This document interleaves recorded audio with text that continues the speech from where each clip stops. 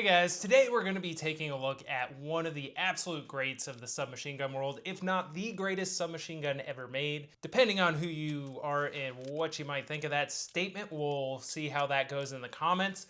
But of course we're talking about the Heckler & Koch MP5 series today, and we're taking a look at mine. So mine in particular is a Zenith imported MKE Turkish gun, and the MKE guns are built on HK tooling, and they're actually HK licensed, so they are some of the better ones that you can get out there as far as imports go.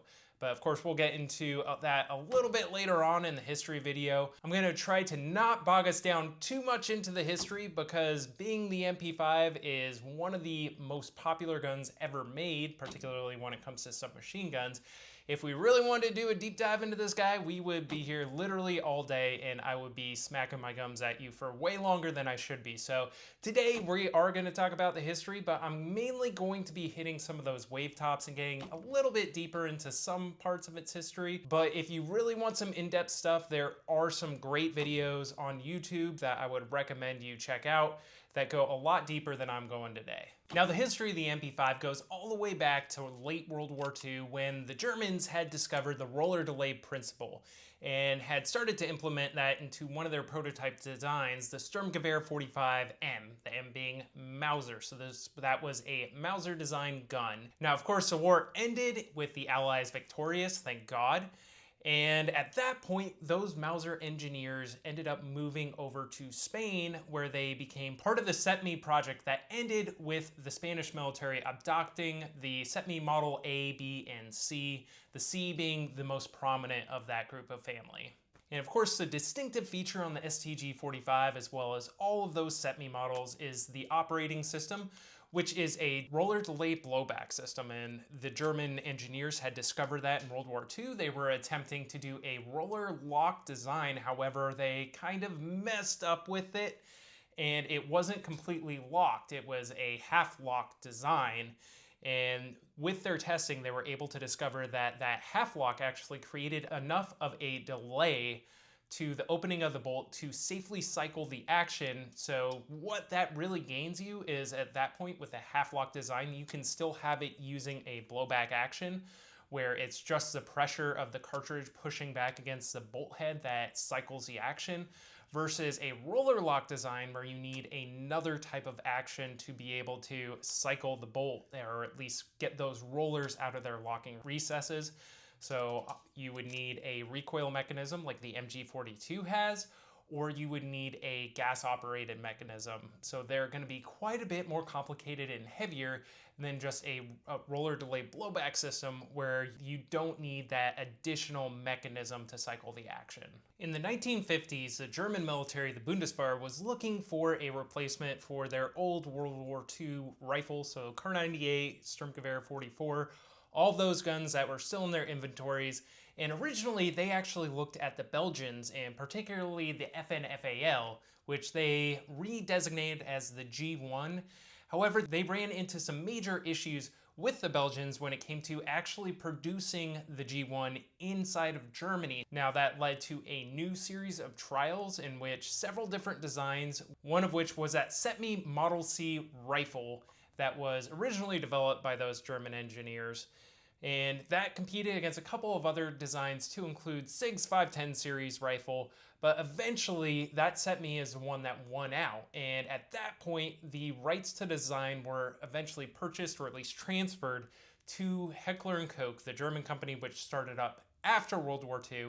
And they went ahead and modified the SETME Model C design into what we have here today, a Heckler & Koch G3. So this is really the progenitor for the MP5 and basically all of H&K's roller lock design family, or roller delay blowback family. So this rifle, fantastic gun, utilizes that roller delay blowback mechanism chambered in 308 or 7.62 by 51 NATO. And the German military would use this for decades after that. However, Heckler & Koch saw the opportunity with that roller delay system for a family of rifles which could really expand their product line. And in the early 1960s, that's when they really started doubling down on those different designs. So of course, you have the G3, that full-size battle rifle, and then they also developed a new 5.56 NATO version called the HK93 or 33, depending on the model.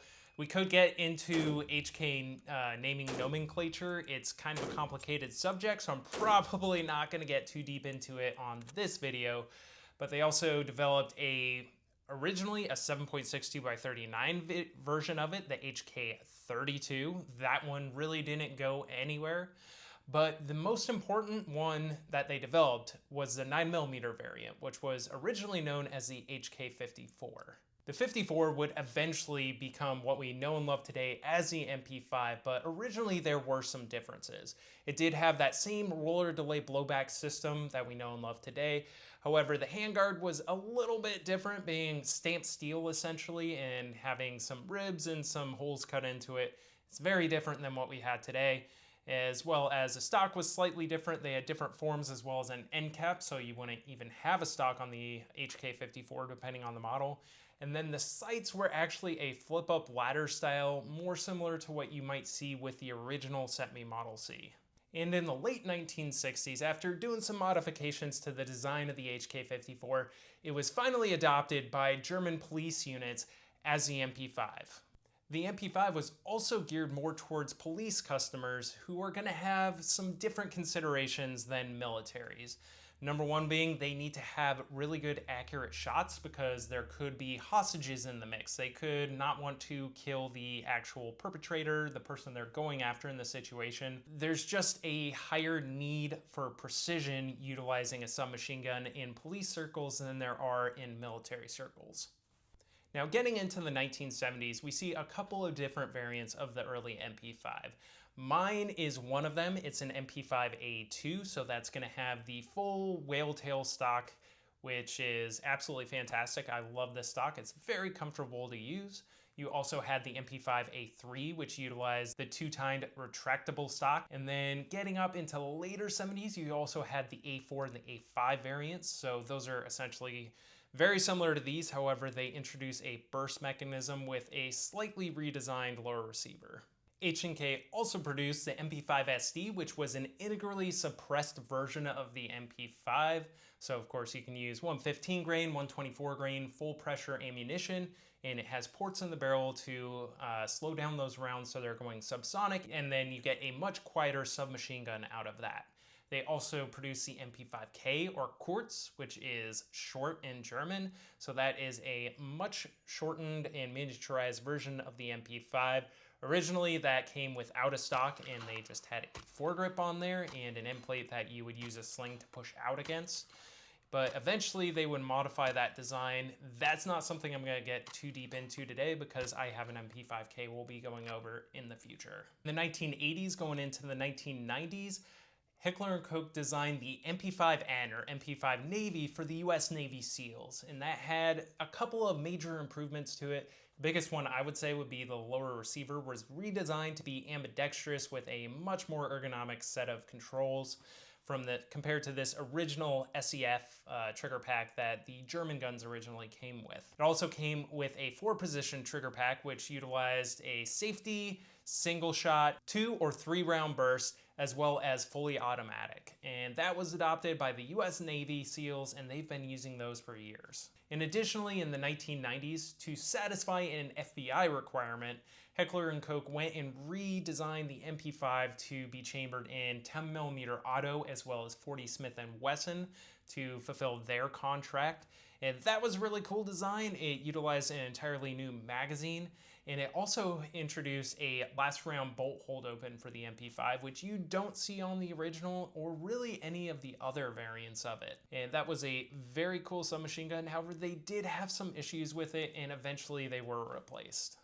As far as famous operations utilizing the MP5, there are really too many for us to go over. However, we are going to hit just a couple of them. In 1977, GSG-9 put those MP5s into amazing use when they were reacting to the hostage taking of Lufthansa Flight 181 in Mogadishu, Somalia, by some terrorist factions who were attempting to release approximately 11 of their leaders who were being held in West German prisons. And GSG-9 flew to Mogadishu, and with the help of the Somali armed forces at the time, they were able to retake that plane by force and killed all of the terrorists on board and rescued the 87 crew members as well as passengers on the plane. Unfortunately, the pilot was killed very early on in the hostage taking, so he was not able to be rescued. Probably the most famous historical utilization of the MP5 was in 1980 with Operation Nimrod. And this is when the British Special Air Service, or SAS, stormed the Iranian embassy, which had been taken over by Iranian Arabs who were campaigning essentially for the sovereignty of a certain province of Iran.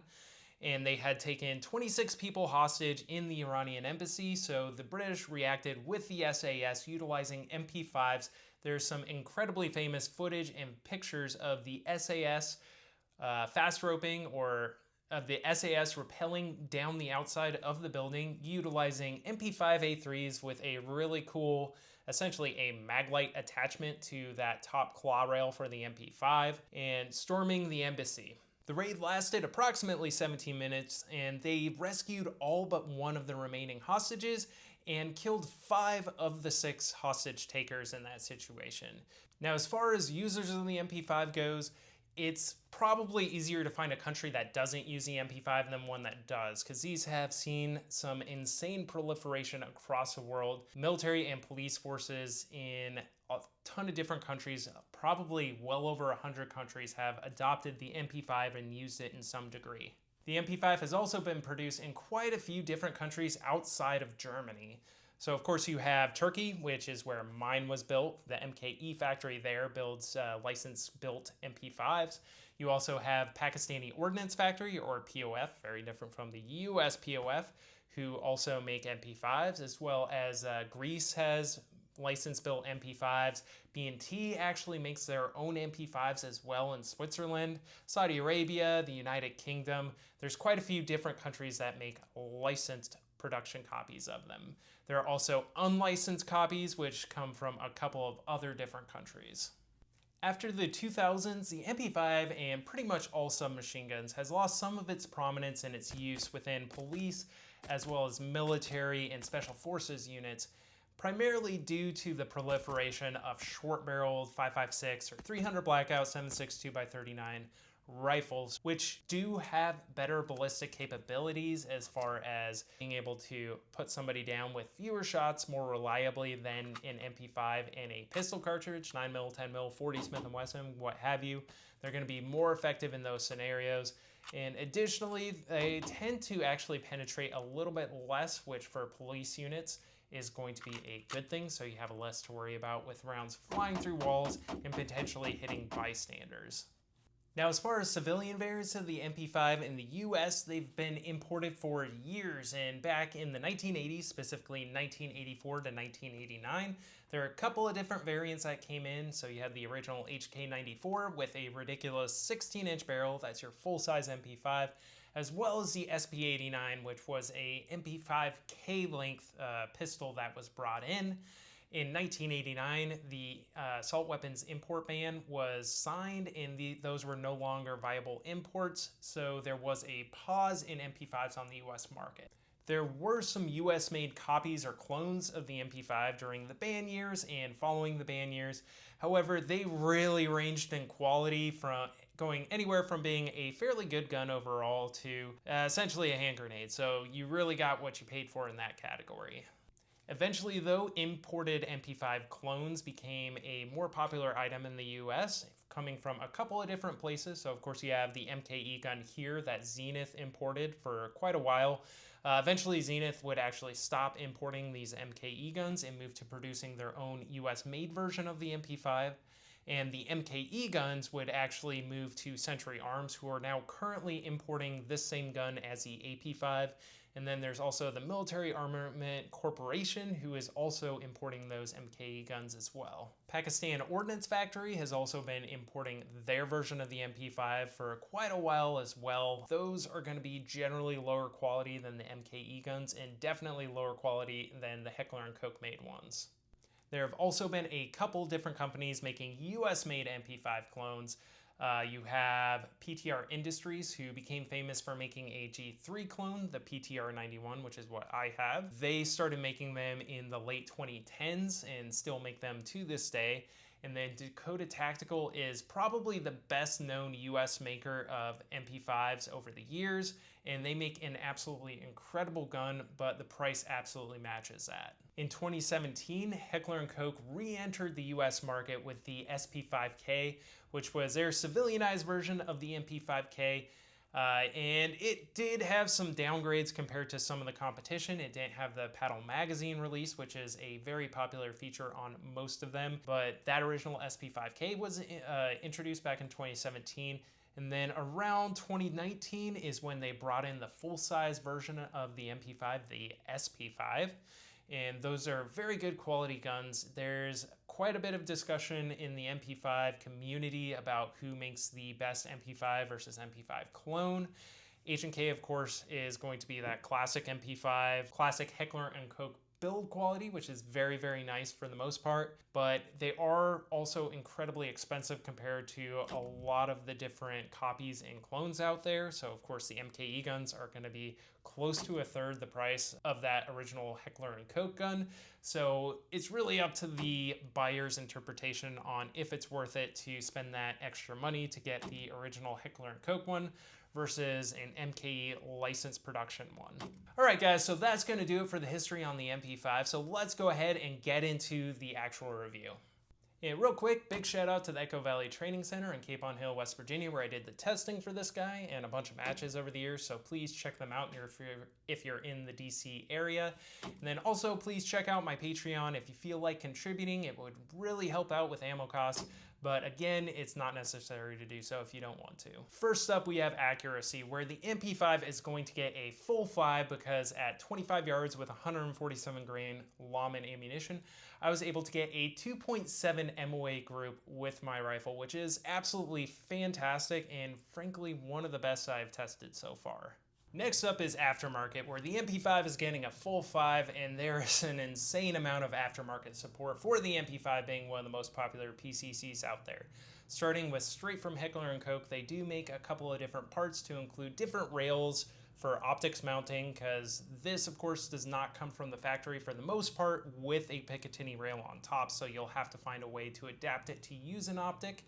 And then they also make different stock options. So of course, the classic A2 style stock that I have on mine, you have the A3 retractable stock, as well as the A3F type stock, which is slightly newer and more robust than the original. Next up is B&T, or Brugger and Thomet, from Switzerland. They make a ton of different MP5 parts, like this tri-rail that I have on mine here. They make multiple different other handguards as well, to include a lighted handguard, which is kind of reminiscent of the classic Surefire lighted handguards. So those are another option for the handguard, which makes you look like a 90s SWAT operator, although to be frank, they are not all that effective. The lights are usually pretty old on them. And then Steiner also used to make a very, very hard to find now lighted handguard option, which was far away enough from the suppressor to be able to actually use it with the suppressor. The Surefire ones you can't. B&T also makes different stock options for these, and utilizing their more APC style of stocks, you have those ones. Their MBT style stock, you can get an adapter for those. And then they also make different optic mounting options for them as well. Midwest Industries makes very nice M-LOK handguards, and Dakota Tactical, besides just making MP5s, they also make very nice M-LOK handguards for them as well. Magpul is also on the scene with the MP5, making a trigger housing, which is very nice and more modern than the Heckler & Koch SEF or Navy style trigger group options. And then they also make an ambidextrous selector lever as well. HK Parts also makes a ton of different options for the MP5 to include different optic mounting options. So you have stuff like acro mounts, RMR mounts, stuff like that that you can directly mount to this rail system here. They also sell all sorts of different parts for this, to include trigger housings, handguard stocks, whatever you want, they probably have it for the MP5. Timney makes a replacement drop-in trigger group for these, which is a major improvement over the craptastic original trigger for these. And then you also have Lee Sporting, who makes a lower receiver for these, which is compatible with AR-15 style grips and AR-15 style triggers, and some people are doing some really cool stuff with that guy.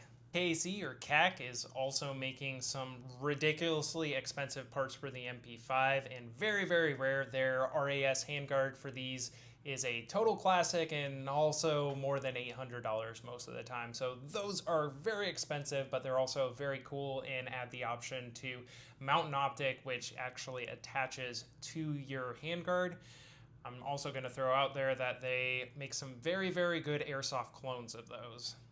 UTG, which previously has made some very, very inexpensive parts for a bunch of different stuff, has also gotten into the MP5 market, and they're making primarily a handguard or almost a chassis system, which replaces a handguard, but it also includes an optic mount to it.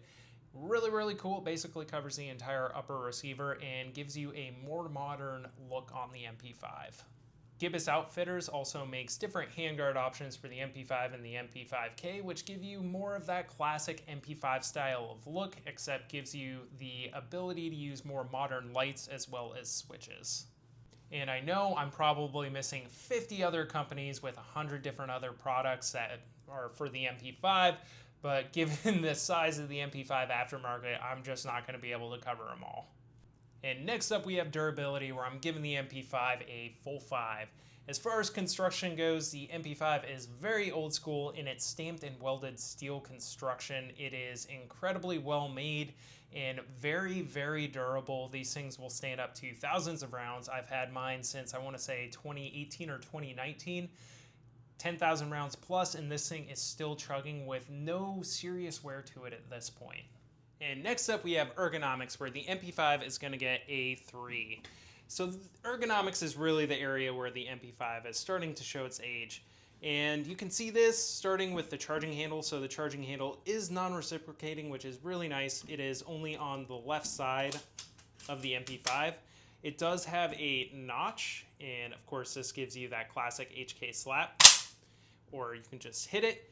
That is actually the recommended way to reload an MP5. Some people will say that you want to ease it back and then release it, but HK themselves say just give it a solid slap, and that is perfectly fine with these.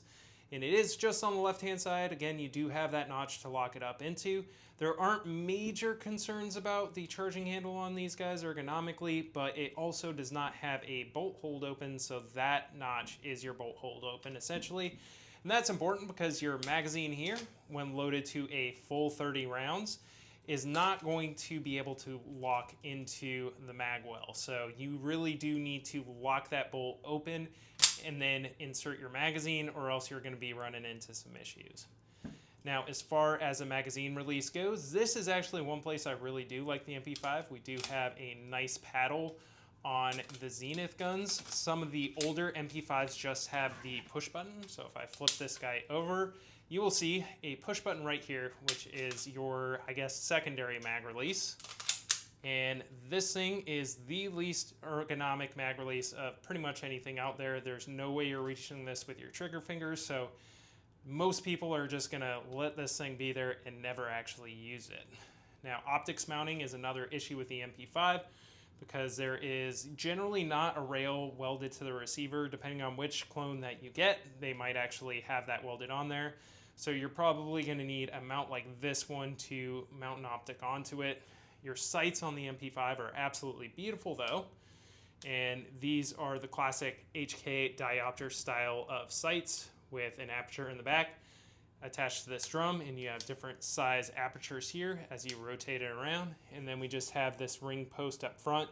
This guy does interfere a bit with optics mounting, so that is one concern there, because if you have something that's slightly higher, your dot's going to be right in the center of this upper part of the ring. So that is definitely a bit of a concern.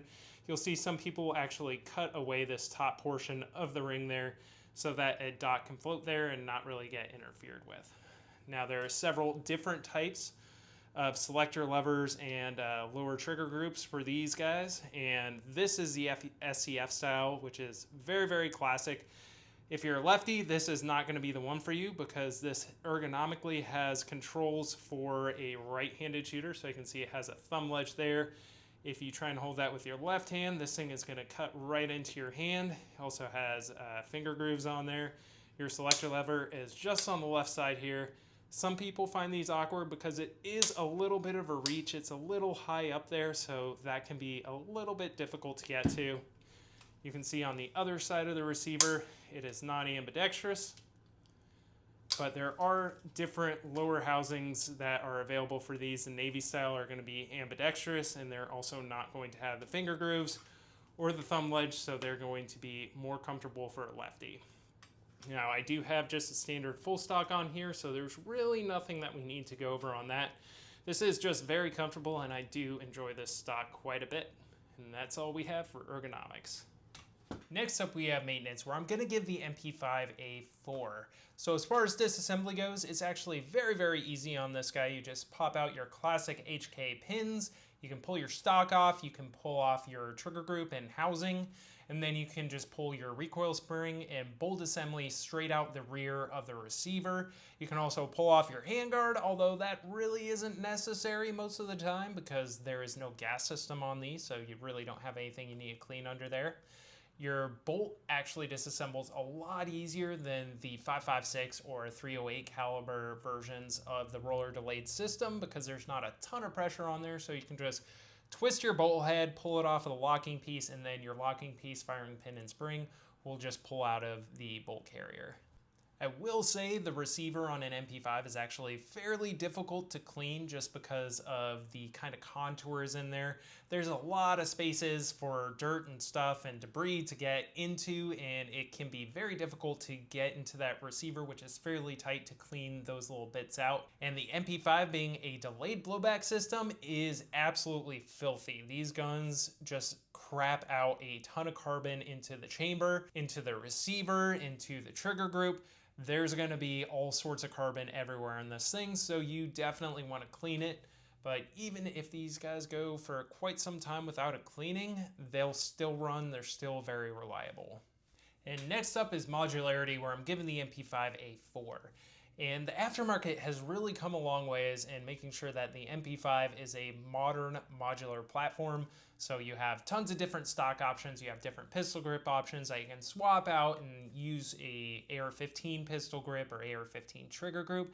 Tons of different handguard options. So despite being designed back in the 1960s, it's fairly modern as far as stuff that you can actually swap out on it.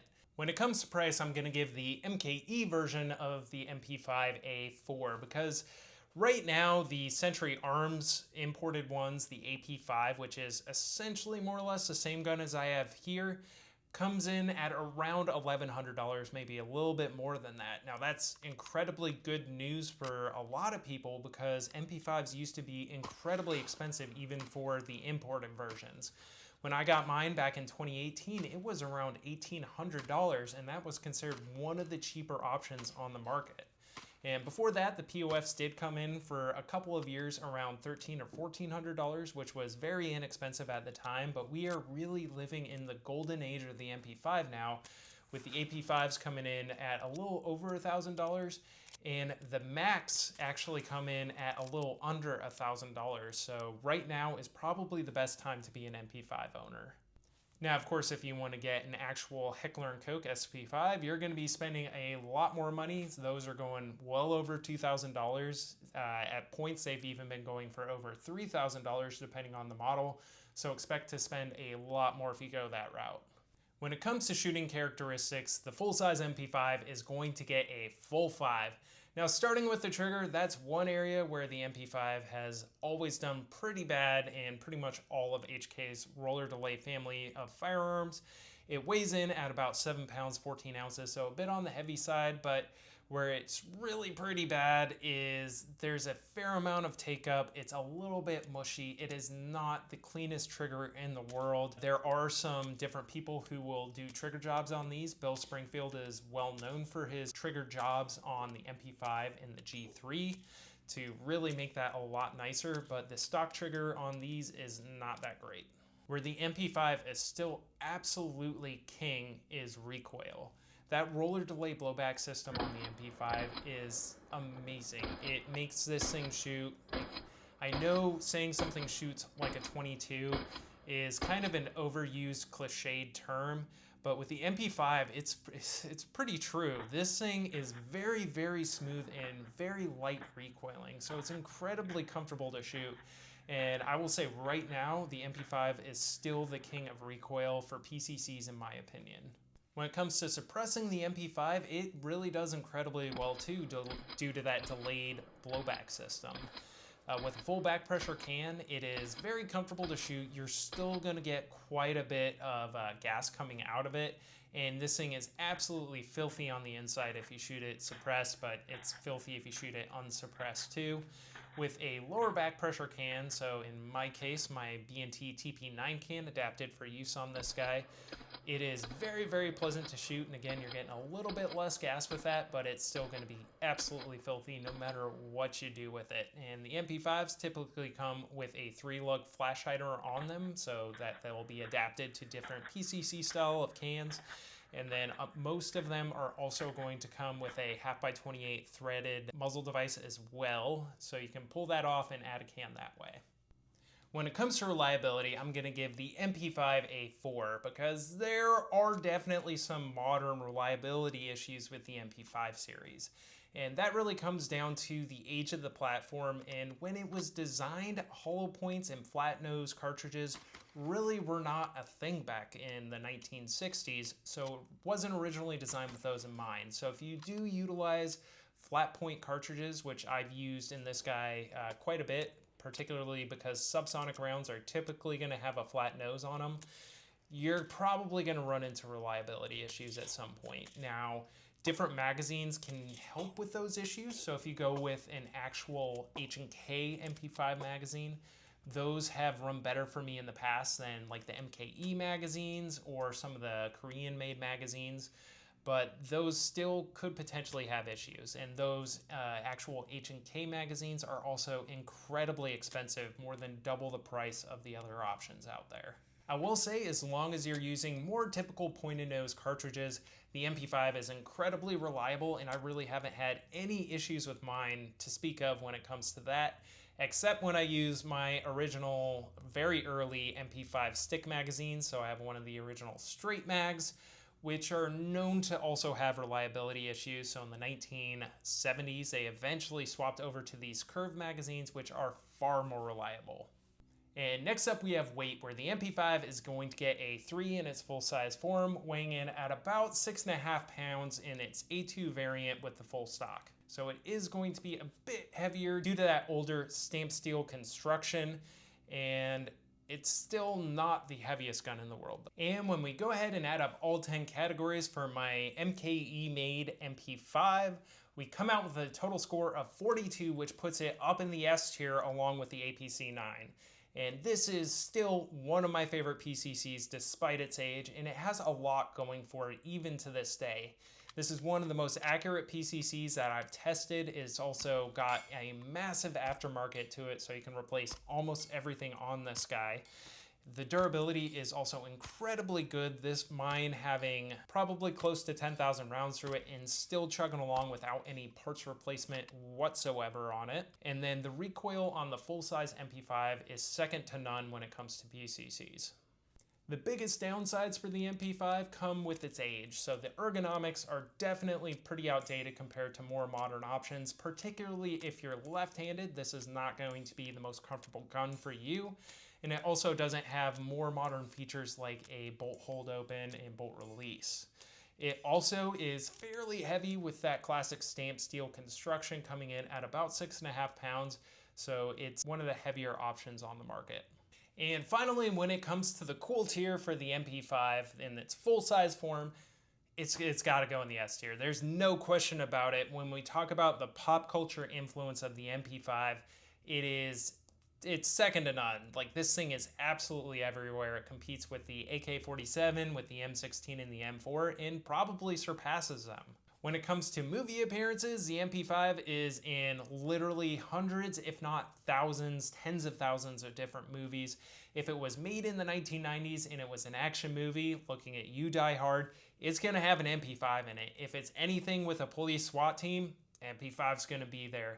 Modern action movies even have the MP5. So this is all over pop culture. When it comes to video games, it's going to be the exact same situation. If it's a first-person shooter game that was made in the 1990s or later and isn't in some future setting, it's going to have an MP5 in it. Like, this thing is in basically all of your modern Call of Duty games, even the Cold War games, because it's been around for that long.